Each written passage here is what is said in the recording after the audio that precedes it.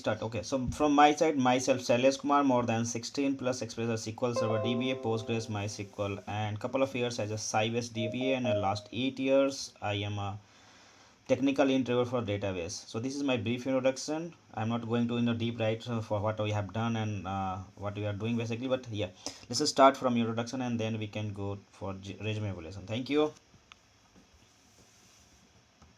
So, uh, my experience begins with my network. Was working like a network engineer. Mm-hmm. Uh, After 1 year, I changed it to administrating Windows systems and data centers for one bank. It was one bank account. Mm-hmm. And then I started using PowerShell. It was Okay. my first steps. Okay. So I really liked it, and after 3 or 4 years, I changed my job to Windows Server Administrator in Fujitsu. Okay. Then I started work with PowerShell more closer. Because a lot of things should be automated in Windows Server operation systems. Okay.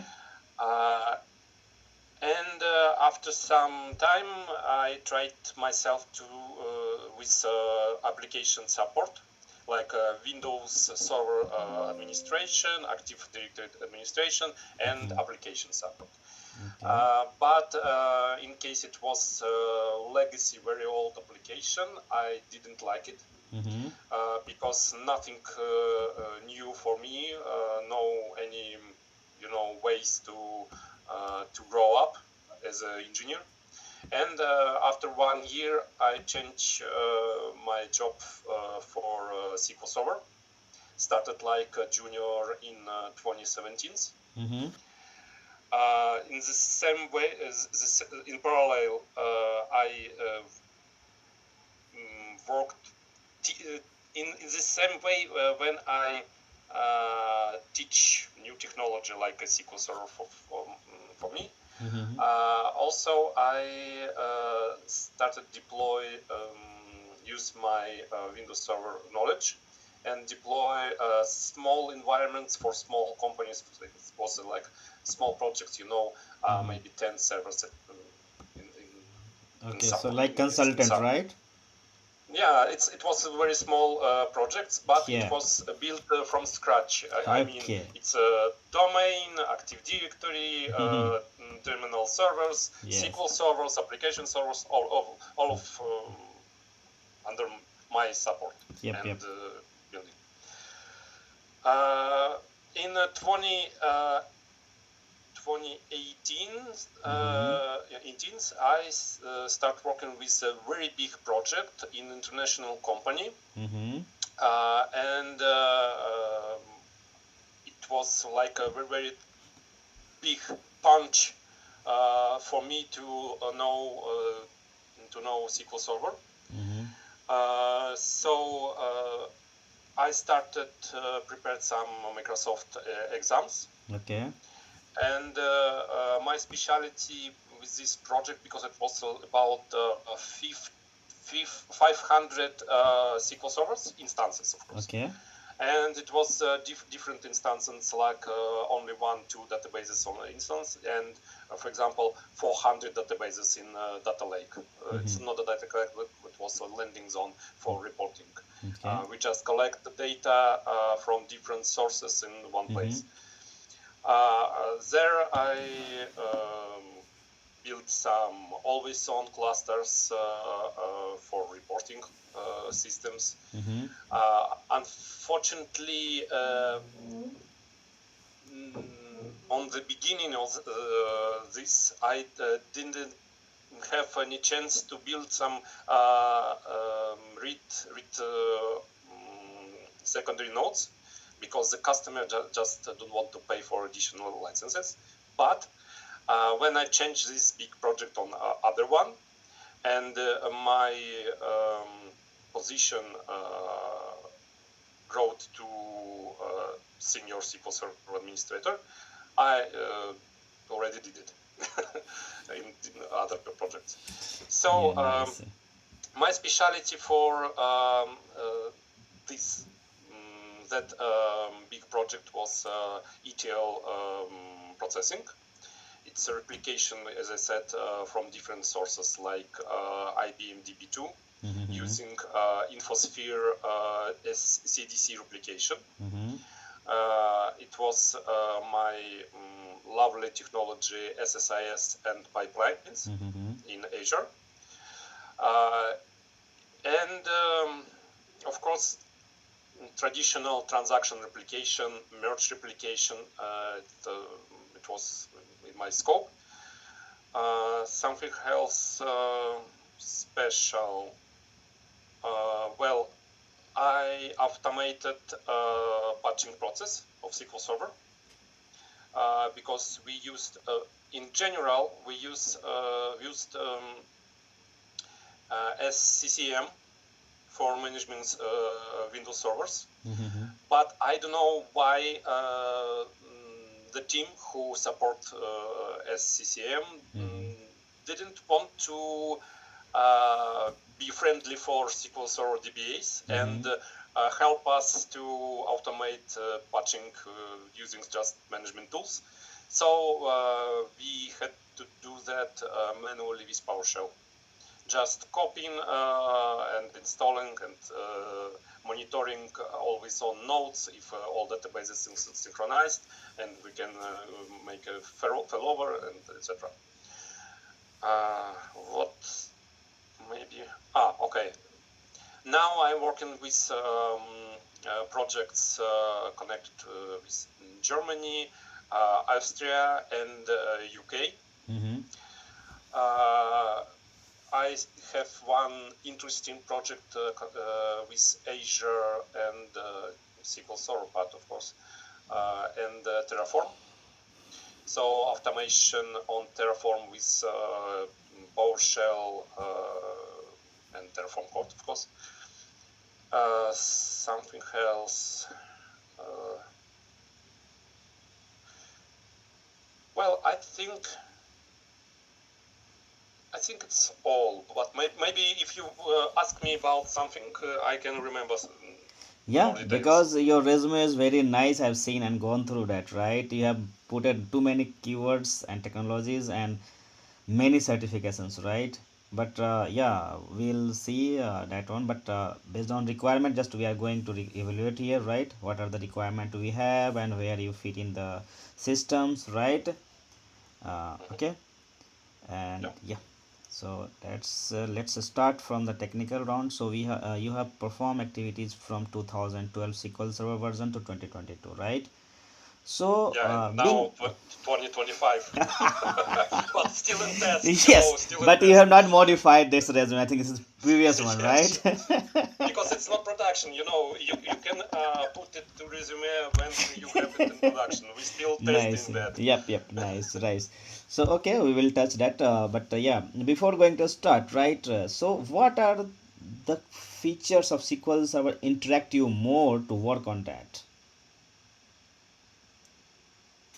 Have you got my question right? Sorry, No. not get it. Okay. Let me Can explain that. you Yeah. some rephrase Yeah. because it's Okay. features of SQL Server. I can list your features of SQL Server, No, but but the specific, right? I'm just asking, right? Which feature interact you more to work being a DBA, right? which I love. Yep. As I said, Yeah. it's a ETL processing Yeah. and SSIS. And if we are speaking in context clouds, of course, it's pipeline and data lakes in Yeah. Azure. So basically, both these all are related to that ETL process, right? Means something like development and all, right? What about uh, what about DBA? Respect to DBA, database admin part, right? Any high abilities, disaster recovery, some monitoring tools or any keywords that interact you most, right? That is features you feel getting in the SQL Server and Okay. Um, it's still connected with replications. I mhm, love always on solution from Microsoft. mhm, mhm, In case it uh, provide us possibilities for example, upgrading systems or mhm, migrating data. mhm, Just one click with minimal downtime for applications. And if we have some critical applications, mhm. Right. it's business critical or maybe not business critical, like some healthcare Mhm, applications. mhm, So it's very important to have a minimal downtime. And I provided some projects with upgrading SQL Server from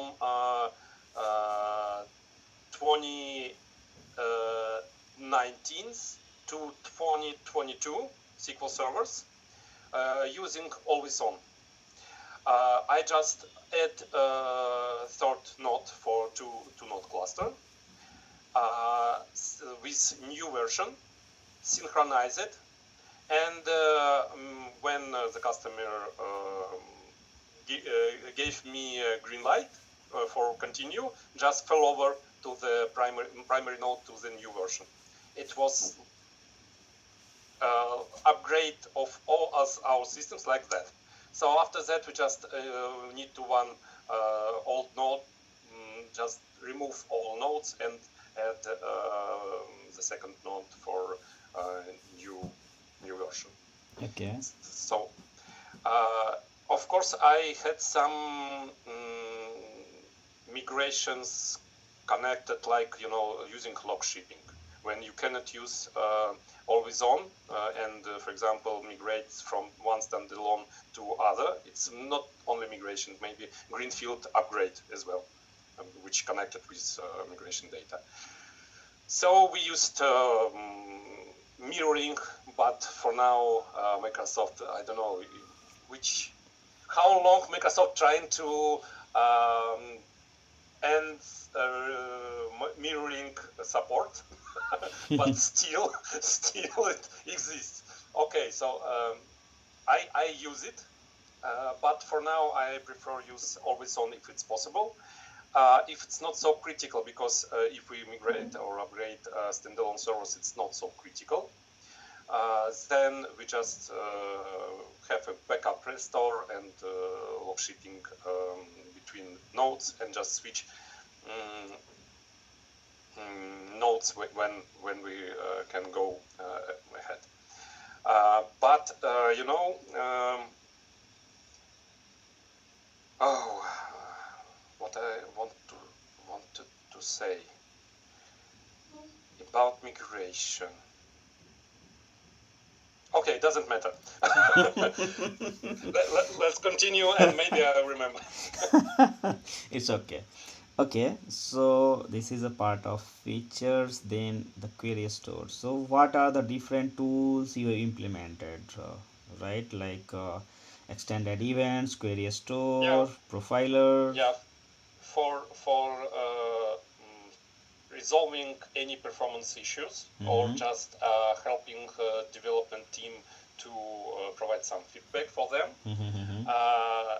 I used SQL Server Profiler, but it's just like if you need monitoring in the air online, and I do not use it in production systems Yep, yep, because it's really can affect performance yep, yep. and just maybe break production. Mm-hmm. Uh, the second tool, of course, it's extended events. Uh, well, it's a cut version of Profiler. And of course, if you want to have data, I mean, a date when this query was running, how long, of course, it's good enough to use it. Mm-hmm. But for standard performance issues, for now I use Query Store, very good tool, which maybe it cannot say you your query in this second was too slow. But if you have some, like how to say it, no, not limit, part of time, Time frame. like Time frame. time frame. Yep. Thank you. Yep. Yeah, time frame.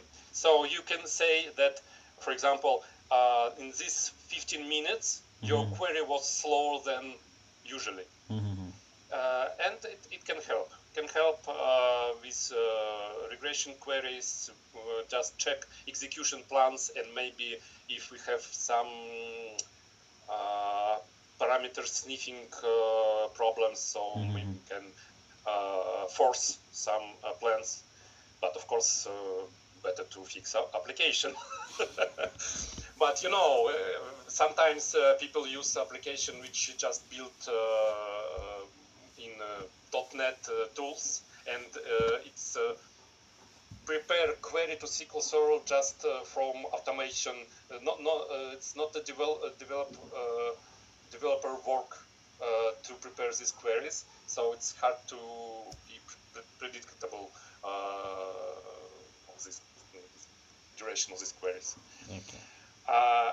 Of course, I use DMVs and standard reporting from SQL Server.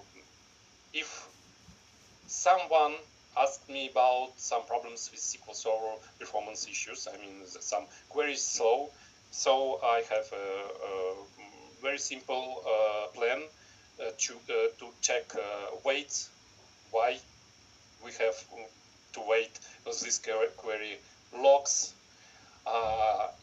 If do not see any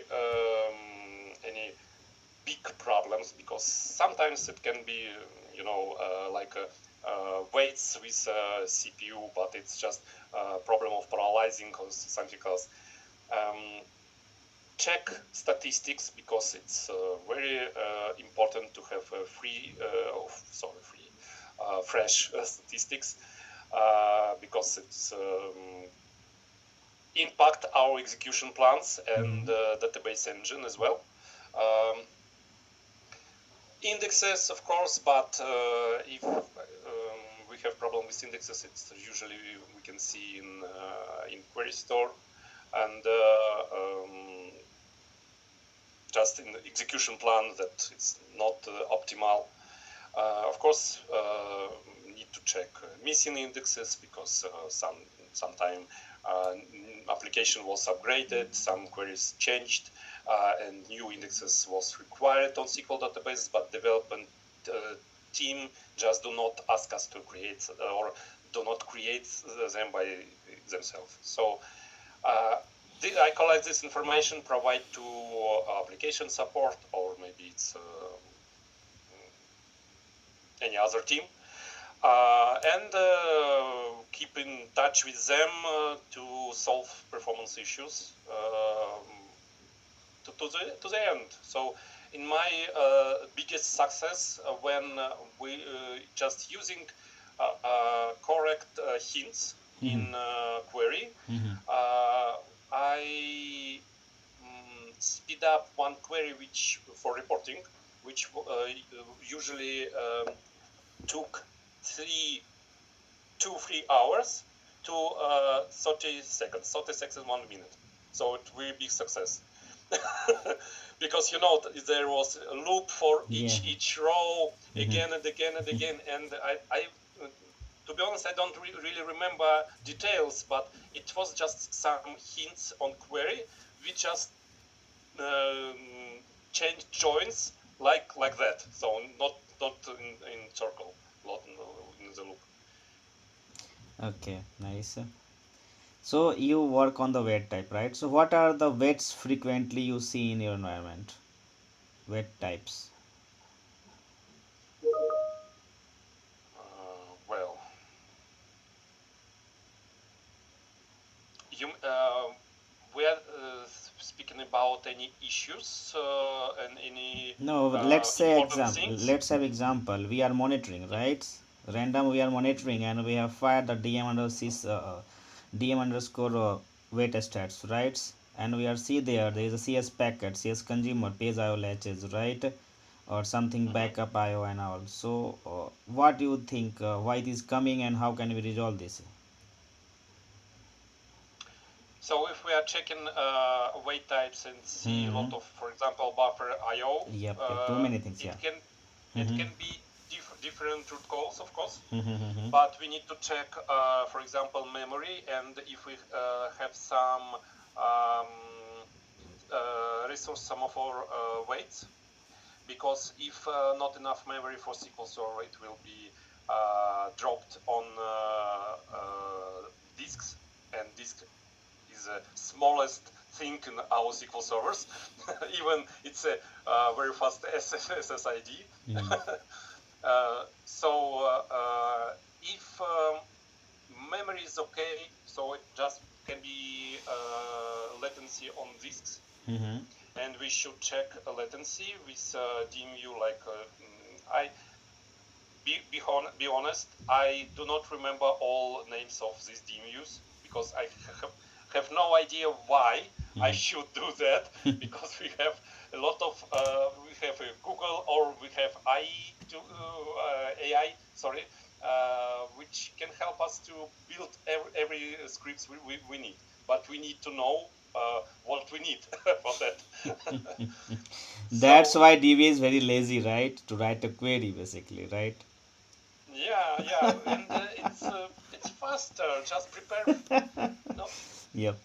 it may be lazy, but it's faster, because if I have for now, let me check. I have seven different projects and seven different customers, like a senior Hmm. DBA. Hmm. I just have no time to write manually these scripts. I need to provide solution quickly, because Hmm. junior DBAs should be connected to this issue and solve it. I just need to give them my experience, query, please run it, check it, and come back if you find something Yep. like that. So yes, I'm absolutely honest with you that I do not remember that, but I understand how it works. So I think it's more important than remember just names Yeah, more of than teams. 129 or 200 approximately is reaching right nowadays, or more than that, basically, right? So leave it. Yeah. So Okay. uh, So this is a part of monitoring. So can you explain when we have to focus on cost threshold parallelism?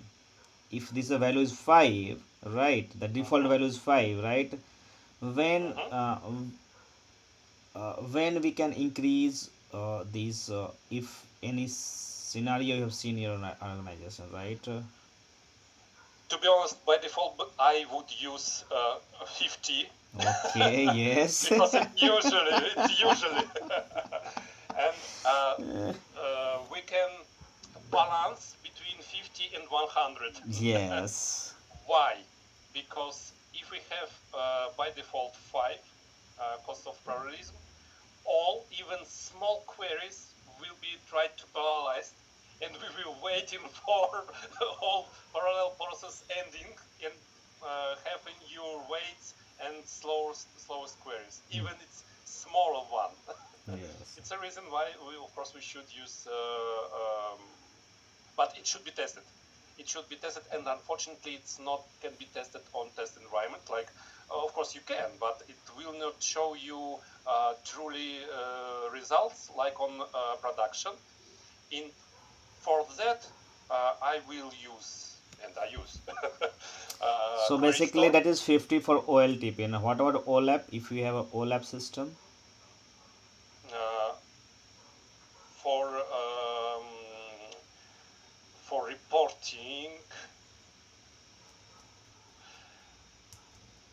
Well,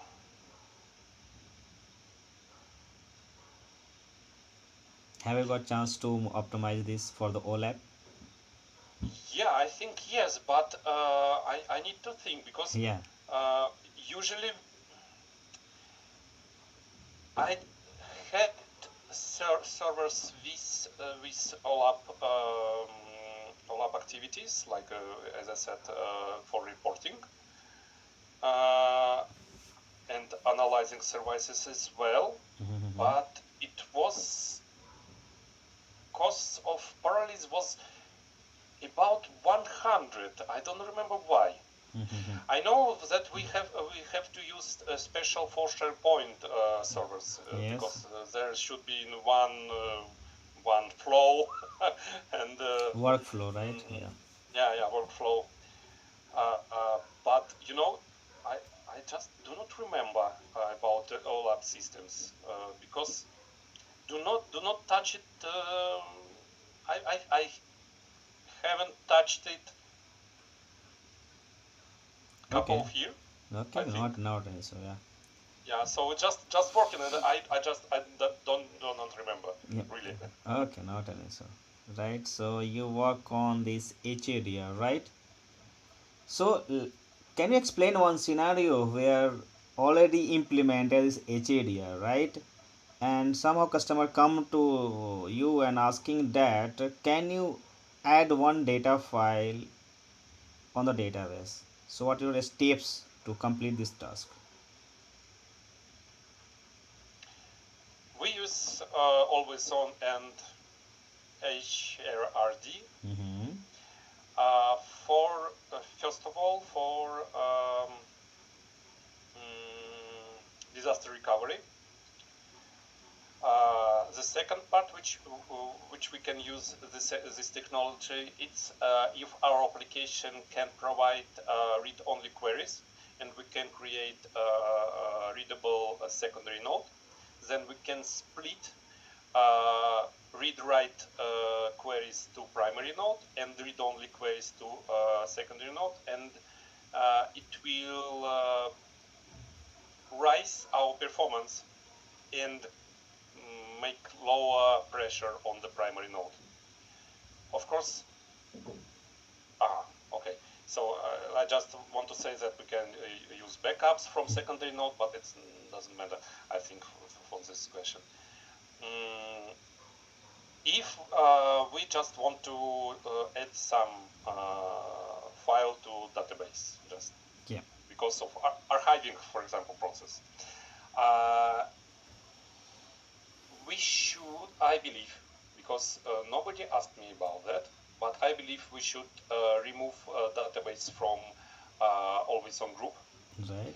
uh, because we cannot change structure of database like files in time when this database in synchronization.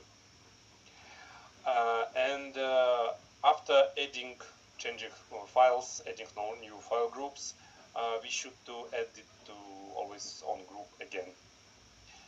And I don't know if you asking me about, but we can have two synchronized nodes and more asynchronized nodes, different between them, that synchronized mode confirm to primary nodes that That is a backup.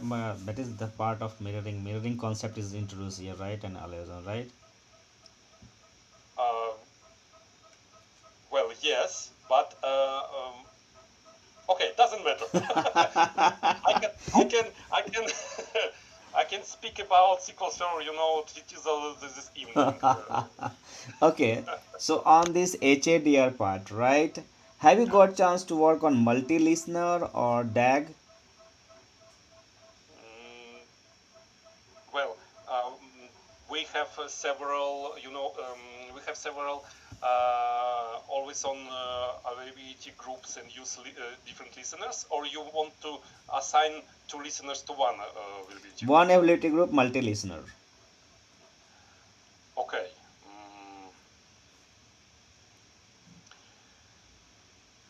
To be honest, I didn't use such technology, Mm-hmm. but I used the listener with different one listener with different subnets Okay.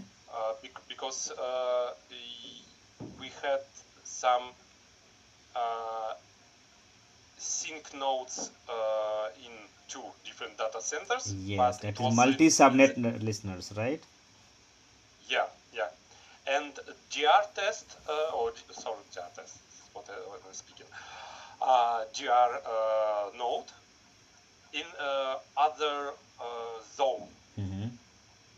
And in this way, we have to use the listener from multiple subnets, because it should redirect our connection from different subnets. So this, yes, but if we're speaking about several listener for one availability group, to be honest, I don't know why. Mm-hmm. I will explain. Uh, from my experience and my opinion, Mm-hmm. better to use DNS aliases for applications which can be redirected to listener. Mm-hmm. It means that for application side, uh, if we migrate something or upgrade something, will be changed nothing, because they use just DNS alias to connect to database, and this alias will redirect to listener if we use always on or just for name the server if it's standalone. And if we migrate data to different infrastructure, for example, we just need to change this A record to the new one listener running. So for application side, no any changes. Because sometimes still exist some legacy applications which has hard-coded connections strings. So, and nobody knows how to change it. It's a reason why, from my experience, better to use DNS and one listener for SQL Server. Okay. Okay. So you work on clustering, failover clustering, right? Mhm. So can you Cluster, explain yeah. what is the use of quorum? Quorum, it's additional voiter who Mm-hmm. can, if we have a classic failover cluster, Mm-hmm. SQL Server, Mm-hmm. and we have no quorum, that's possible, but Mm-hmm. if we lose one node, then second node, so no, not losing one node. We just lose a network between these two nodes. Then one node thinks that it's primary, still active node. Mm-hmm. The secondary node uh, cannot cannot get a reply on heartbeat from active node, and okay, then I will be active node, and our cluster just down because it's not possible. Hmm. It's the reason why we use witness just to have additional vote. And this witness should be placed on a third server, because I saw configurations Hmm. when it just placed on the same server like in SQL Server. And I didn't have any words for this solution, but someone created it. So it's just help us to keep our SQL Server online and our cluster is live. If I can say in simple words about the witness disk. Okay. So what is the difference between is alive or looks alive?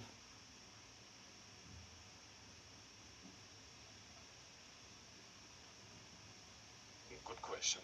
You are What's you the are difference? you are answering this question a few minutes back, few seconds back, but you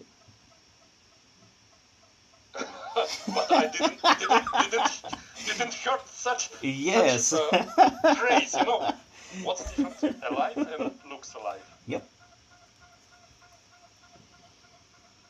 When alive, it's when we have accessible databases and can connect to databases, to data, and looks alive. It's calling a Windows function to check that the services, right? I think yes, because if we use classic failover cluster, we have active on active node we have app services, and then on secondary node it's just stopped, because when we have a failover, it's just run this secondary node. Maybe it's a reason why it looks alive and it's prepared to be active node. No, that is I don't different. know. Basically, that is looks alive means it is checking the services that is up and running, right? Is alive means you are getting connected to the databases. That is totally we are not disconnected, right? Okay. That Okay. is Yeah. that is a Windows Agree. call and RDMS call, right? Yeah. Agree. Right. So it is very, but we have very few companies is using that failover clustering, right? So not an issue. Still. Let's, yep. Sorry. So Okay. yeah, because there's too much drawbacks and too much costing as right. Every features have some benefits and some drawbacks, right? It, yeah, but it's in the same level. If you need to use failover cluster, then you have some critical database, Yes. and you can wait if some failover. So we can wait sometime till the secondary node will be up. And of course, if you use always on, you will pay twice for disks. Yep. Right. But from my opinion, if you have critical infrastructure, you have to pay for that. So Yes. I would prefer do not use failover cluster, but uh, for now I have several clusters with 4 nodes. Two classic failover clusters on two data centers, and always on based on cluster names. So That is just DAG, right? sorry, DAG, Distributed Availability Group. maybe. No, it You just are joining two data center, right? it's on different data centers, of course. Yeah. And we have, for example, in one city, two data centers with failover classic They have failover clusters between and them. but yeah, Yeah, and always on between two zones like that. that is distributed availability group, right? You can make Yeah, that, yeah. maybe. You can add many things in that, and that there is a changing the architecture of that configuration and all, right? Yes, and it's very interesting. But from my opinion, it's too much already. But maybe someone wants to have too much. Okay, so you work on replication, right? Yeah, So a lot can you of. explain any situation you faced in replication and you solved this out by your own? Oh well, I had a lot of situations. So uh, I think the most the most difficult situation which I had, it was a replication from API from third-party application in the internet, Mm-hmm. when I just can use this API which was mm, not prepared to be used for replication even, because client uh, use this API with just Excel to try to load some reports from this application, and couldn't do that because it was so slow that one person or end user just run the report at the beginning of the day, and it can wait till the end of the day, and maybe just um, tell in the end that sorry, connection error. So I had to realize it, just download this data to our landing zone, Mm-hmm. uh, transform it to use for tables, so change data types, prepare structure for these tables, and it was the hardest for me, because even I replicated data from Oracle, from DB2. Mm-hmm. It was not so. When you replicate data from database Mm-hmm. to database, it's not a big problem. But when you try to replicate it using API with filtering, because your SSIS package has connection with filtering, which should change every day. It was hard. It was hard because even tests of this replication took 4-6 hours for me.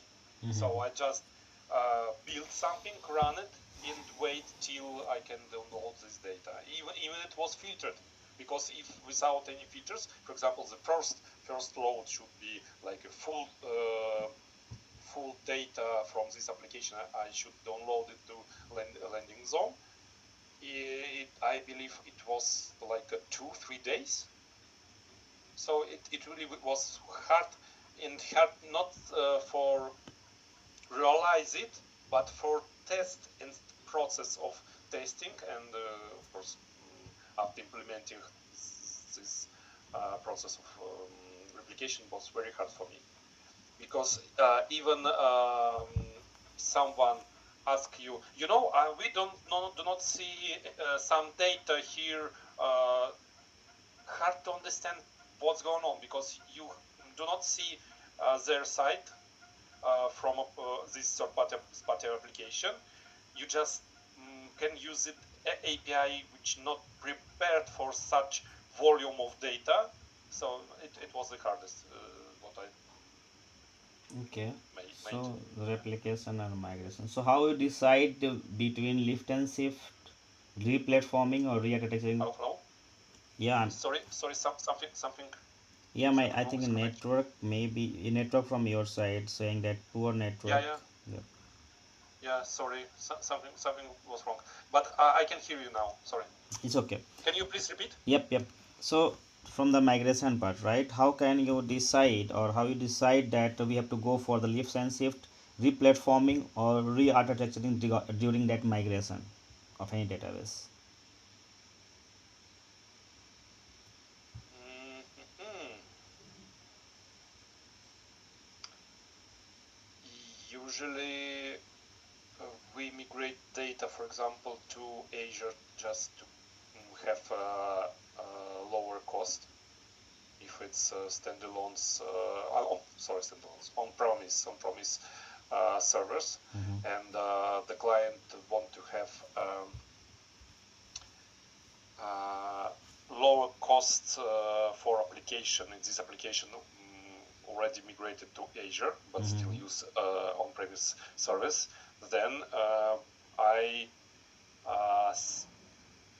just give this information to clients that we can help you to migrate it, for example, to Azure SQL management instances, or even cheaper, like a Azure SQL database, but it should be really a simple application which use only one database, for example, and do not need to connect to different databases as we have in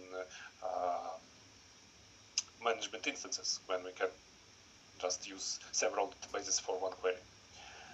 Um, for migration, of course, all our systems should be up to date and protected, and we should monitor Microsoft patching systems, which I believe the day before tomorrow, Mm-hmm. again, public new patch for 2016 SQL servers. So we have to install it. And of course, if we have some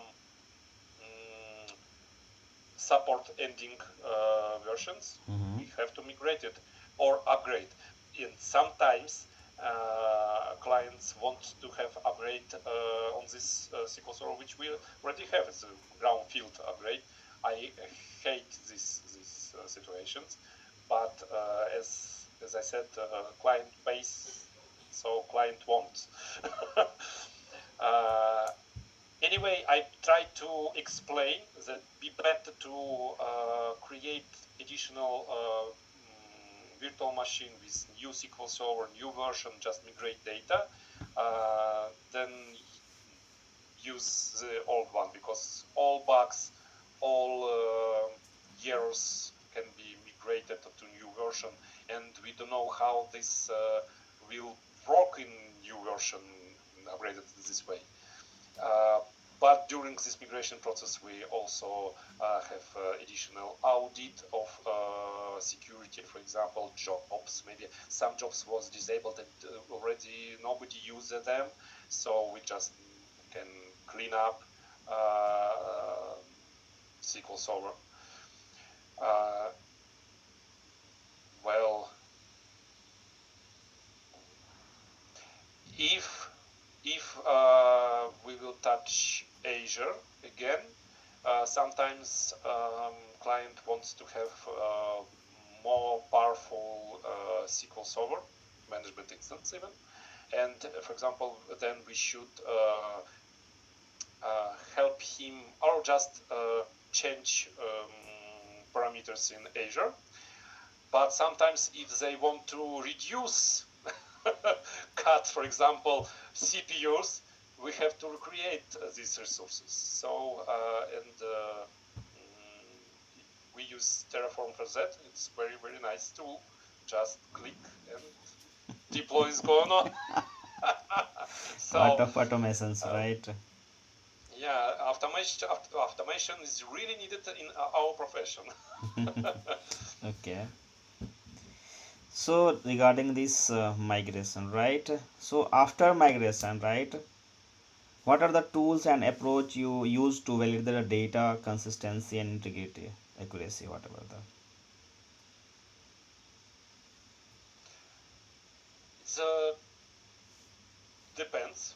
It depends because if we migrated data using always on availability groups, as I said on the beginning of our meeting, then to be honest, we just need to be sure that all logins and jobs synchronized.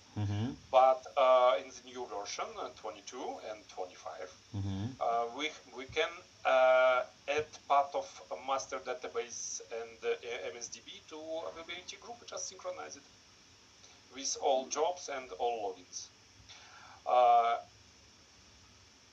But if we use just migration from one data center, for example, the client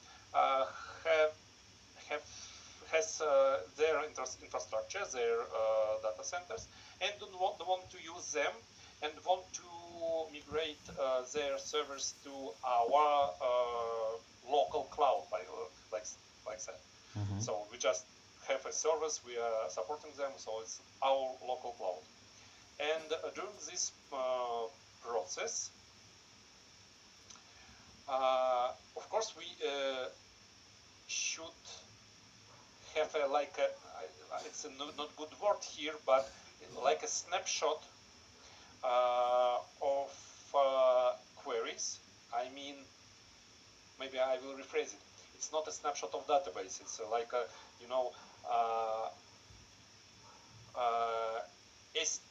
I forgot this letters. STO. It's a System data objects. how long queries should be run, and how the second one I forgot it. Sorry.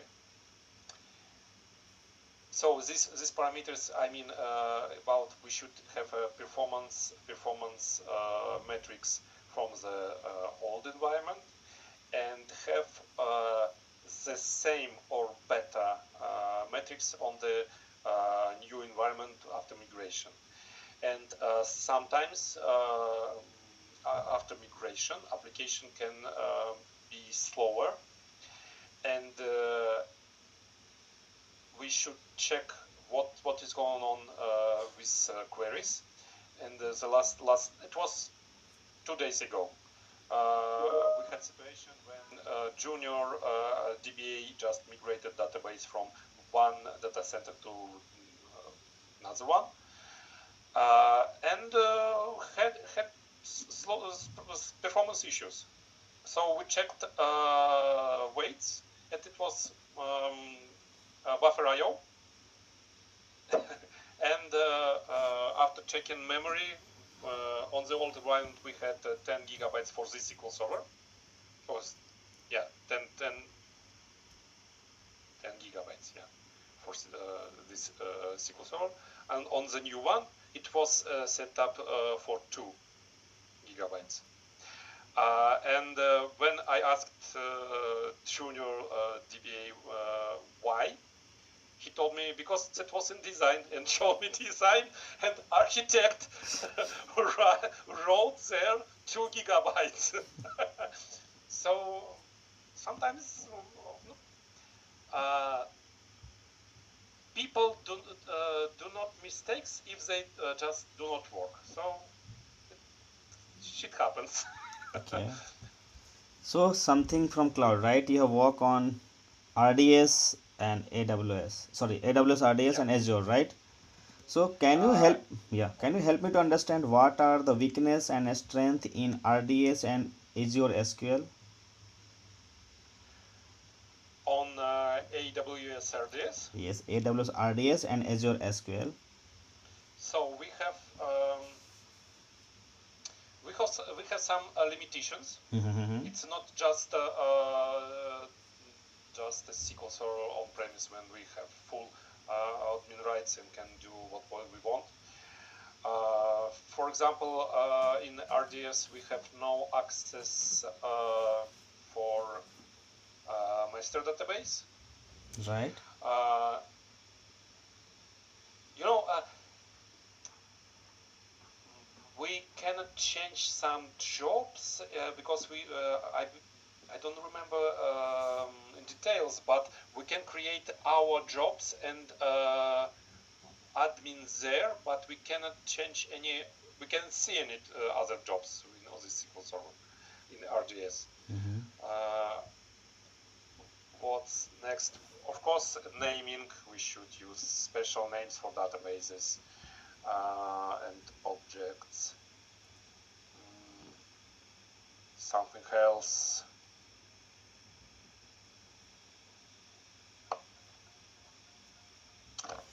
At this moment, do not remember something else, but What? Okay, not any. So, all. due to time Sorry. constant, we can go forward, right, for the next question. If you want, but we can speak about Azure. No, we have just you have work on Jenkins Terraform, right? We will cover as well, right? The ETL part, Yeah. right? So here the cloud, right? So for the cloud, what will be your approach to optimize the cost for cloud servers or cloud database deployments? Um, uh, if we will take as example Azure, we can use elastic pools, for Mm-hmm. example, to reduce costs. Mm-hmm. It will be useful when part of our SQL servers more active during the night, for example, Mm-hmm. and other part during the day. It's maybe like internet shops. During the day, Mm-hmm. people connect to the shop and buy something, and etc. etc. etc. So the SQL Server will be under pressure during the day, but during the night, it will be like Ideal. yeah, I don't. Yeah, correct. Thanks. And in this way, the second servers which we're using for preparing some reports for business, which on the next morning should see strides go up. We should prepare this data, and it will be using SQL servers during the night, so we can use capacity from OLTP systems like internet shops and move in Elastic Pool to OLTP systems or OLAP systems. Sorry. So maybe in this way. Okay. Something else, of course, we can try to understand if we use all our SQL servers in clouds during full day. For example, some development SQL servers just nobody use during the night because no any tests, no something. And we should schedule just shut down SQL Server, do not pay anything, only space, of course, because space we should pay for the disk space. But for compute metrics, for compute volumes, we shouldn't pay anything in this way. So it will reduce costs as well. And of course, good planning, because as I said, already said, if we have simple applications which do, use only one database, we must not use, for example, Azure Virtual Machine with installed SQL Server. Of course, it's not legacy, because if it's legacy, we have to. But we can use Azure SQL database, and it will use costs on licensing, on supporting Windows system on virtual machine, for example. So it's good planning. Good planning, it's a key for costs. Okay. Reducing costs. So you work on Terraform, right? Yeah. So can you explain how you manage state file securely in that Terraform? Well, it was realized, if we are speaking about security audit and additional rights for databases, Yeah. because, sorry? Then yeah, go ahead, go ahead. Yeah, not an issue. Yeah. Okay. For different applications, we should assign special rights on databases in management instances. And I know it's not a very good solution, but we used PowerShell scripts with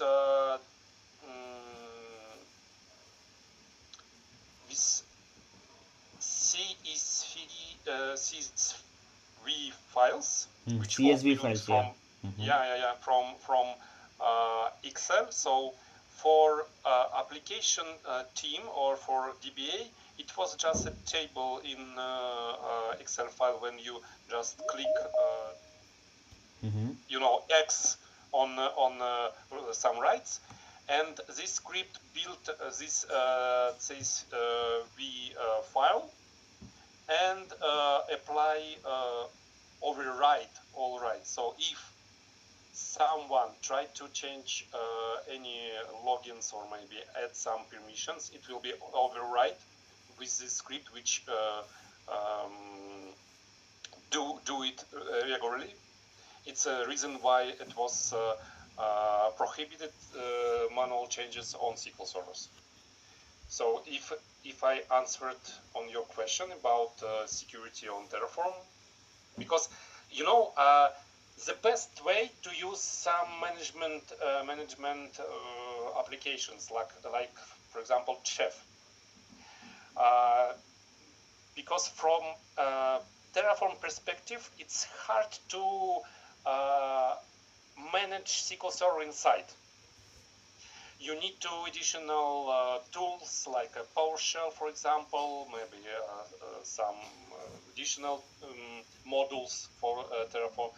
But if you use management systems like Chef, then you can use blueprints for Windows Server configuration, if it's we are speaking about virtual machines, for SQL Server, and for example, we can use the old technology of Microsoft SQL Server policies to compare with our idle SQL Server. And if we use some management applications like Chef, then it will just check all settings on SQL Server and security as well, and change it on there. If someone uh, try to provide some unauthorized change, then it will be locked and override to our blueprint from our blueprints, something like that. Okay. And it will be easy. For example, add additional nodes in always on cluster. Just one click, and just take um, blueprints from Windows system, deploy Terraform, deploy operation system, Chef deploy settings on operation system, install SQL Server with prepared config ini answer file, and set up all max memory. If we use split between NUMA nodes and these settings, or maybe some broker settings, and prepare good solution for you just for 2 clicks. But it's about automation, of course. If you use failover cluster still, I think it may be the next level. sorry about that, because I know I work with the same systems. Sometimes it's better, sometimes it's worse. It's just what we Okay, have. not an issue. Yeah. So you work on this TD, TLS, or bar. Sorry, RBAC, right? This is RBAC, right? You have a security system you have Yeah, implemented, right? yeah. It's a Terraform part. It's airbag the same. Airbag Okay, okay. part. Mm-hmm. And about encryption, yeah, we use TD encryption because it's the lighter version of encryption. Okay. Uh, and well, yes, I have some experience with Okay. certificates and So assign certificates to SQL Server. Yeah. so on this, right? What strategy do you detect or manage PI large ETL pipelines?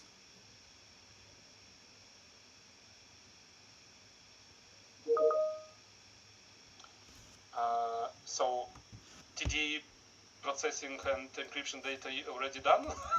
We are going back to ETL pipelines. Yeah, that is what is the strategy to detect, right, or manage that large scale of ETL pipelines, right? Yeah. So yeah, and hmm, in pipelines and SSIS, I replicated that data with encryption in TDE, but I do not do any special. I just activate encrypted connection between servers. It's all, but do not get the question, It's okay, not. because Basically, that is based on the management and all, right? Okay. So I think, as per your experience, I have touched all these keywords and all, right? I have done from my side. Do you have any questions? So I feel free to answer that.